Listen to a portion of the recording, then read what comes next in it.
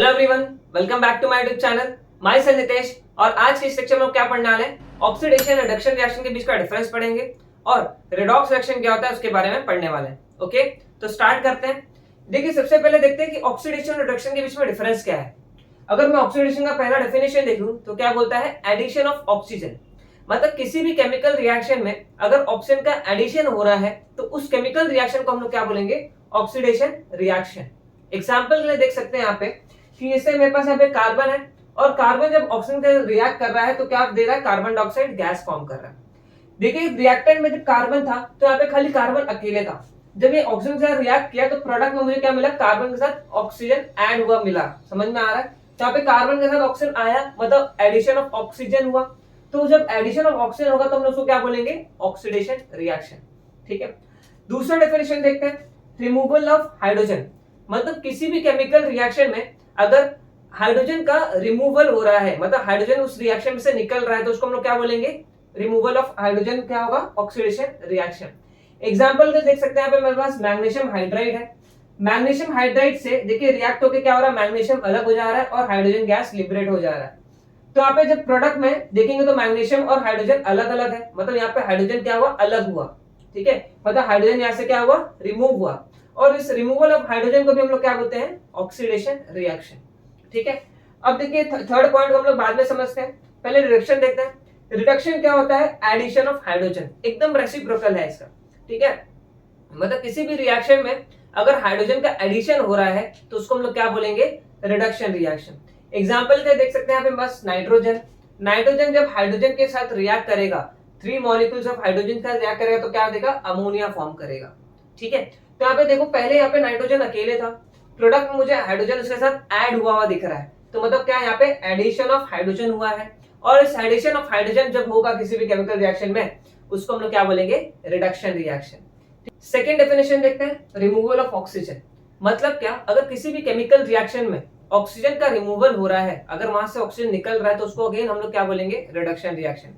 Example के लिए मैंने यहाँ पे केमिकल रिएक्शन लिया है, यहाँ पे बस वाटर है। वाटर का जब मैं इलेक्ट्रोलाइसिस करूंगा तो क्या होगा, हाइड्रोजन और ऑक्सीजन सेपरेट हो जाएंगे। और जब ऑक्सीजन यहाँ से सेपरेट हो रहा है, मतलब ऑक्सीजन यहाँ से क्या हो रहा है, निकल रहा है। और रिमूवल ऑफ ऑक्सीजन को अगेन हम लोग क्या बोलते हैं, रिडक्शन रिएक्शन। देखिए थर्ड डेफिनेशन देखते हैं ऑक्सीडेशन रिएक्शन का, लॉस ऑफ वन और मोर इलेक्ट्रॉन। मतलब किसी भी केमिकल रिएक्शन में एक से ज्यादा इलेक्ट्रॉन का लॉस होगा तो अगेन उसको हम लोग क्या बोलेंगे, ऑक्सीडेशन रिएक्शन। इसको समझने के लिए मैंने यहाँ पे केमिकल रिएक्शन लिख लिया है। रिएक्टेंट साइड में देखते हैं क्या है, potassium permanganate, ferrous sulphate, sulphuric acid. जब रिएक्ट करेंगे तो क्या देंगे मुझे प्रोडक्ट में, potassium sulphate, manganese sulphate, ferric sulphate और वाटर मॉलिक्यूल मिलेगा। अब इस पूरे रिएक्शन को हमको समझना नहीं, हमको यहाँ पे 2 या 3 चीजों पे ध्यान देना है। जैसे कि यहाँ पे पोटेशियम परमैंगनेट पे ध्यान देना है, और यहाँ पे फेरस सल्फेट और यहाँ पे फेरिक सल्फेट। अब यहाँ पे देखो मेजरली जो फेरस सल्फेट है और यहाँ पे जो फेरिक सल्फेट है, इन दोनों के बीच में आपको क्या दिख रहा है, पहले यहाँ पे कितने ऑक्सीजन थे, 4 ऑक्सीजन थे। अभी यहाँ पे कितने दिख रहे हैं, 12 ऑक्सीजन। 12 मल्टीप्लाई बाय 5 कितना होता है, 60। और कितना है, 4 मल्टीप्लाई बाय 10 40। मतलब यहाँ पे ऑक्सीजन का ऐड हुआ, पहले 40 ऑक्सीजन थे, अभी यहाँ पे 60 ऑक्सीजन हो गए। ठीक है, मतलब ऑक्सीजन का एडिशन हुआ तो इसको हम लोग क्या बोलेंगे, ऑक्सीडेशन। तो यहाँ पे क्या हो रहा है, फेरस सल्फेट का, या फिर मैं ऐसे बोल सकता हूँ आयरन सल्फेट का क्या हो रहा है, ऑक्सीडेशन हो रहा है। पहले क्या था, फेरस सल्फेट था, अभी फेरिक सल्फेट हो गया, और इसमें क्या हो रहा है, ऑक्सीडेशन रिएक्शन हो रहा है। बट इसको ऑक्सीजन प्रोवाइड कौन कर रहा है, कौन प्रोवाइड कर रहा है, पोटेशियम परमैंगनेट। ये क्या कर रहा है, ऑक्सीजन प्रोवाइड कर रहा है, ऑक्सीजन प्रोवाइड कर रहा है। ठीक है, इसके पास ऑक्सीजन है तो यहाँ से ऑक्सीजन मिल रहा है। तो ये जब ऑक्सीजन प्रोवाइड करेगा, देखिए ये एसिडिक पोटेशियम परमैंगनेट है। ठीक है, यहाँ से कुछ ऑक्सीजन, यहाँ से कुछ ऑक्सीजन मिलेगा, कंप्लीट यहाँ पे क्या करेंगे, ऑक्सीजन प्रोवाइड करेंगे रिएक्शन में। मतलब इसका बेसिक रोल क्या है, ऑक्सीजन प्रोवाइड करना।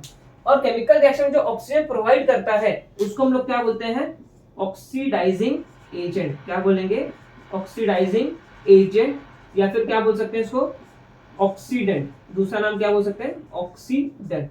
देखिए एग्जाम में ऐसा पूछ सकता है। और भी कुछ इंपॉर्टेंट ऑक्सीडाइजिंग एजेंट आपको पता होने चाहिए एग्जाम पॉइंट ऑफ व्यू से। ठीक है, ऑक्सीडाइजिंग एजेंट जैसे कि यहाँ पे हम लोग ने पढ़ा पोटेशियम परमैंगनेट, पोटेशियम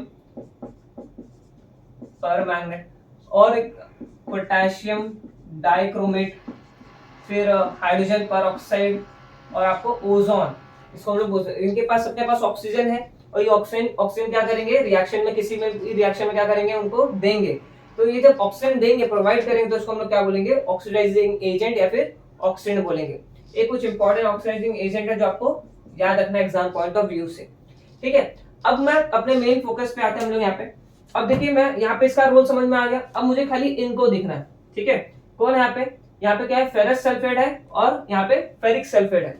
अब इनके बीच में हुआ क्या, ऑक्सीजन का एडिशन हुआ। ठीक है, पहले फेरस से क्या हुआ फेरिक हुआ, वहां पे ऑक्सीजन का एडिशन हुआ।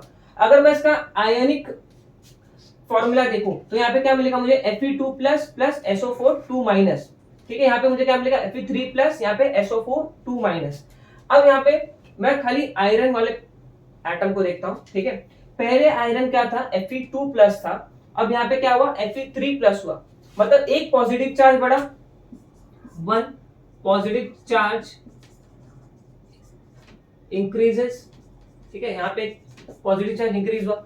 और पॉजिटिव चार्ज कब बढ़ता है, जब उस पर्टिकुलर एटम से इलेक्ट्रॉन का लॉस होगा। ये कब पॉसिबल है, जब इलेक्ट्रॉन का लॉस होता है, व्हेन लॉस ऑफ इलेक्ट्रॉन।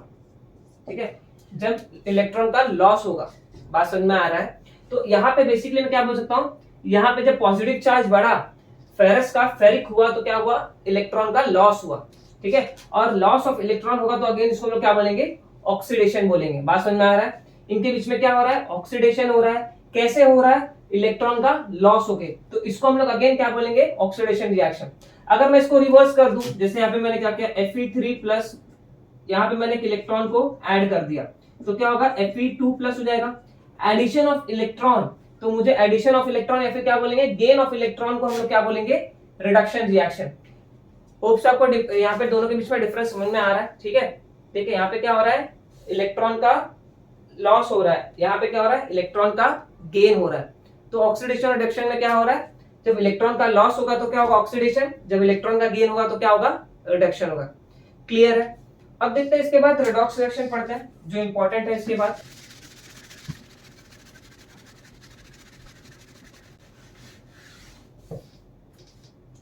देखिए रेडॉक्स रिएक्शन क्या होता है, रेडॉक्स रिएक्शन अभी देखिए जब किसी भी रिएक्शन में ऑक्सीडेशन और रिडक्शन साइमल्टेनियसली हो तो उसको हम लोग क्या बोलेंगे रेडॉक्स रिएक्शन। मतलब क्या हुआ, ऐसा रिएक्शन जहां पे ऑक्सीडेशन भी हो रहा हो और रिडक्शन भी हो रहा हो तो उसको हम लोग क्या बोलेंगे रेडॉक्स रिएक्शन। एग्जांपल के लिए लेते हैं, मेरे पास क्या है copper oxide plus H2 hydrogen. ठीक है, अब जब ये रिएक्ट करेंगे तो मुझे क्या मिलेगा कॉपर अलग मिल जाएगा और यहाँ पे H2O अलग हो जाएगा। बात समझ में आ रहा है। तो यहाँ पे देख सकते हो आप कि यहाँ पे पहले ऑक्सीजन था, अब यहाँ पे ऑक्सीजन नहीं है, तो यहाँ पे क्या हुआ रिमूवल ऑफ ऑक्सीजन, और रिमूवल ऑफ ऑक्सीजन को हम लोग क्या बोलते हैं रिडक्शन बोलते हैं। बात समझ में आ रहा है। अब यहाँ पे देखो पहले हाइड्रोजन अकेले था, ठीक है, अब यहाँ पे हाइड्रोजन में क्या हुआ ऑक्सीजन ऐड हो गया, तो इसको हम लोग क्या बोलेंगे एडिशन ऑफ ऑक्सीजन को हम लोग क्या बोलते हैं ऑक्सीडेशन रिएक्शन। तो इस पर्टिकुलर रिएक्शन में ऑक्सीडेशन भी हो रहा है और रिडक्शन भी हो रहा है, तो इसको हम लोग क्या बोलेंगे रेडॉक्स रिएक्शन। अब यहाँ पे एक और पॉइंट है, देखो यहाँ पे कि यहाँ पे H2 क्या काम कर रहा है, देखो H2 क्या काम कर रहा है, अगर H2 नहीं होता तो यहाँ से ऑक्सीजन निकलता क्या नहीं, तो ये क्या कर रहा है ऑक्सीजन को निकालने का काम कर रहा है।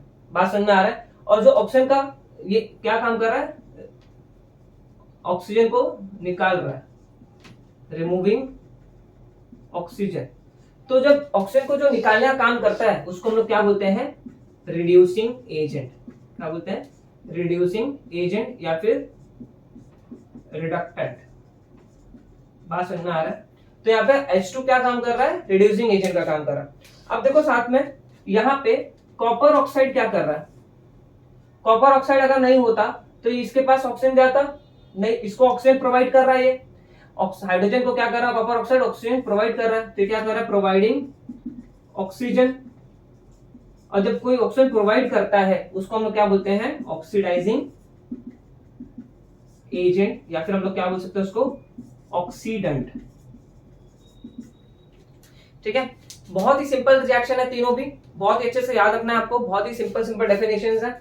ठीक है, और एग्जांपल्स के साथ आपको बताना है एग्जाम में। ठीक है, एग्जाम में ज्यादातर रिडॉक्स रिएक्शन पूछता है, ऑक्सीडेशन और रिडक्शन के बीच में डिफरेंस पड़ता है, तो अच्छे से इसको पढ़ो। ओके। और पिछले लेक्चर्स जो भी है, प्रीवियस लेक्चर, उसको अच्छे से देखो ताकि अच्छे से समझ में आए, ताकि जो भी टाइप्स ऑफ रिएक्शंस है मैंने सब डिस्क्रिप्शन में लिंक दे दिया है। अदरवाइज आप जाके चैनल पे प्लेलिस्ट जाके चेक कर सकते हो पूरे चैप्टर का, वहां से पूरा सीरीज में सारे लेक्चर्स देख सकते हो, जिससे आपको पूरा चैप्टर का कॉन्सेप्ट क्लियर हो जाएगा। ओके, तो thank you so much for watching.